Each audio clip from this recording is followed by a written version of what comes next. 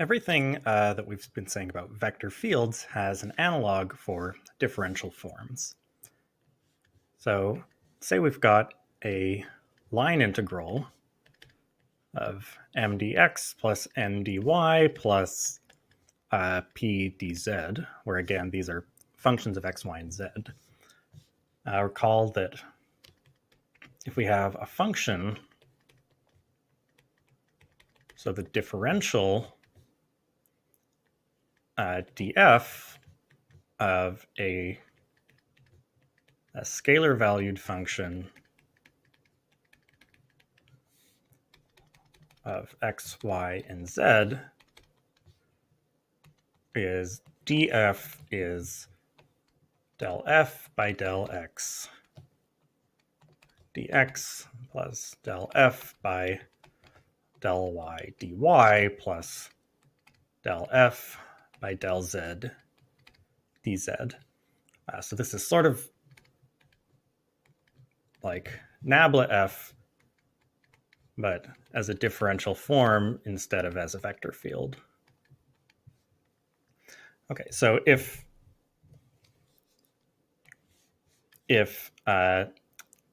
this differential form that we're integrating is of this form, then this integral becomes very easy to evaluate. So this would become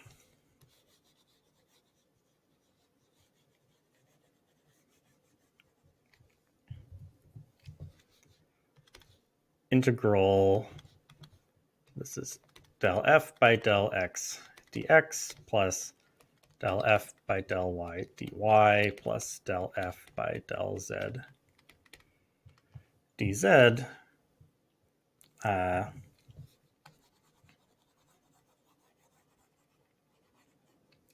But this is equal to integral over c del f dot dr. Then since del f, or sorry, the gradient of f, gradient of f is conservative, this becomes, so this is only going to depend on the endpoints a and b.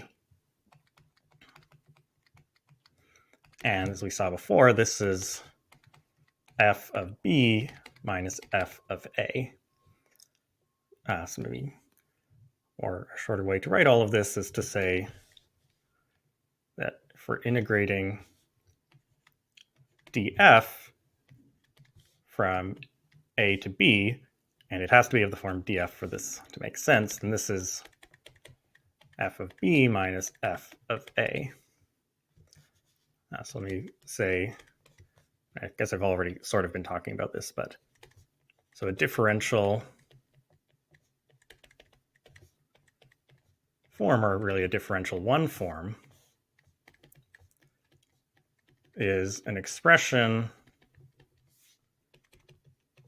like, or maybe of the form, it's any expression m x y z dx plus n x y z dy plus p x y z dz. And again, this is very similar to a vector field. So if it were a vector field, we'd put I, j, and k here. The reason for distinguishing them is that if we change coordinates, dx, differential forms and vector fields behave differently when we change coordinates. So if you study relativity or think electromagnetism, you'll see this difference come up. So we say a one form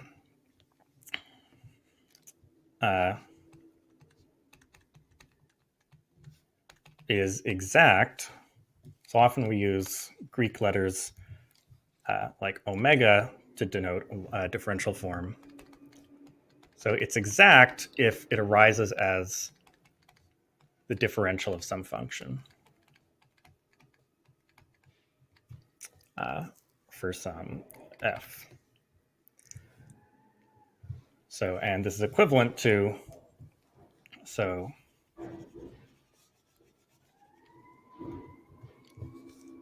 So if omega is this, then omega, sorry about that, omega is exact if and only if the corresponding vector field is conservative.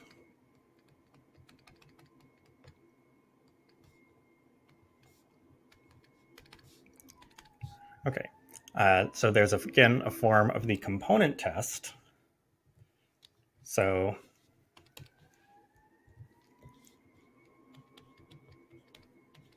it's incredibly loud. A one form, omega equals m dx plus n dy plus p dz is closed if, so again, all these corresponding partials have to be equal to each other.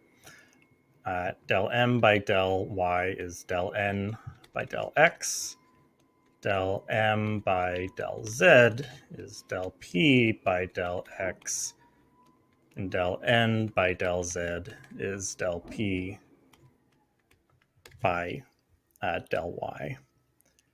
So again, by symmetry of mixed partials, any exact form is closed, and the converse is true if our domain is simply connected, but not otherwise in general. Okay, now I'm going to ramble about some stuff that's a bit more advanced, not strictly part of the course, but which is fun. So this is sort of the curl analog, the analog of curl in some sense. So if f was a function, maybe I should say a function is sometimes called a zero form. Then we got its differential, which was a one form, by taking, so we defined a one form. But we can also take the differential of a one form to get a two form. So if omega is m dx plus n dy plus p dz, then d omega is, so for each of these, we basically, this is going to be dm dx plus dn dy plus dp dz. I'll write these on different lines. So it's dm dx plus dn dy plus dp dz. And so that's del m by del x dx dx plus del m by del y dy dx plus del m by del z dz dy plus del n by del x dx dy plus del n by del y dy dy plus del n by del z dz dy plus del p by del x dx dz plus del n by del del p by del y dy dz plus del p by del z dz dz. Now remember that we had this convention that if we swap the order of two things, so like dy dx, this is negative dx dy. And in particular, dx dx is 0. So these guys are 0. And then we can match up the remaining ones. So d omega works out to be, let's see, so where's del, where's my dx? Right, del n by del x minus del m by del y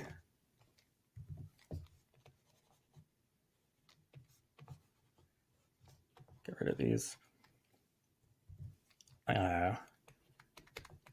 dx dy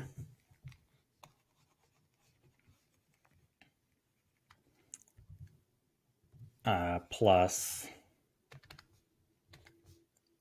then I want dx, let's take dy dz, so del p by del y minus del n by del z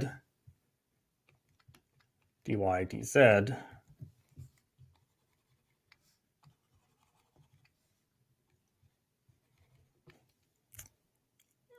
and then plus del p by del x minus del m by del z dx dz. And so our definition of closed is that omega is closed is equivalent to saying that d omega is 0, and exact implies closed is saying that d of df is 0. So expressions like this, this is what we call a two form. It's where, again, we have some coefficients and then like two of these d things multiplied by each other. So in general, this question of, so if we have some domain D, we want to know if df, so df equals 0, or maybe I should say d omega, if omega is closed, then is omega exact? This turns out is a very interesting question in general, and the answer tells us a lot. Well, it depends a lot on the domain D, and conversely, it can tell us a lot about the domain D. So this sort of question goes by the name of de Rham cohomology. And I'm mentioning this because this is sort of very much the starting point for my research, I guess. So maybe a baby version of this from ordinary calculus is, let's say, so call a 0 form f closed if df equals 0, as we have before, but we'll call it exact if f is a constant. So what we're asking is if the derivative of a function is 0, does this imply that, or I guess this is, sorry, this is all of the, this would be all of the differentials of f being 0. But even in this a one-dimensional case, so if f prime of x is 0 for all values of x, does this imply that f is constant? Well, yes, if d is the real numbers, but not in general. So if we take, for instance, if we look at like the integral of ln absolute value x dx, we might say that the most general antiderivative of this is 1 over x plus c. But in fact, c here is what's called a locally constant function.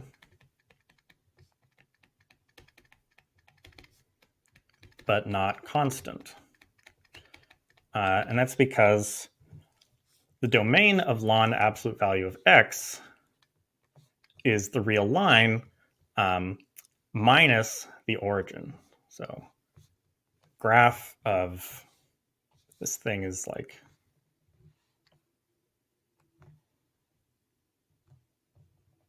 this, I guess. Maybe this should go like this. And the point being that we can choose different constants on each side of here. So over here we could do 1 over, maybe I should put an absolute value around here. Yeah, so here we could put 1 over x plus like c1, and here we could put 1 over absolute value x plus c2. So the fact that we have a constant function, so if we call it defined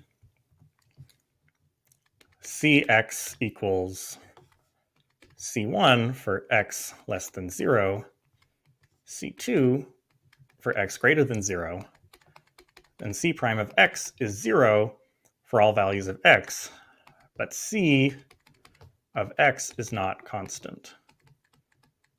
So the fact that we can have functions which are locally constant, so they have derivative 0, but not globally constant. Again, remember, derivative is sort of a local thing. It can only tell us about local information. So this is telling us that this is, in some sense, detecting this hole in the domain of this function. And similarly, if we were looking at functions where the domain was, we'd sort of removed many points from the domain. So something like 1 over x minus 1, x minus 2, x plus 1 dx, then we could, like the most general antiderivative, we could put different constants on each one of these parts. Okay, end of ramble, end of video.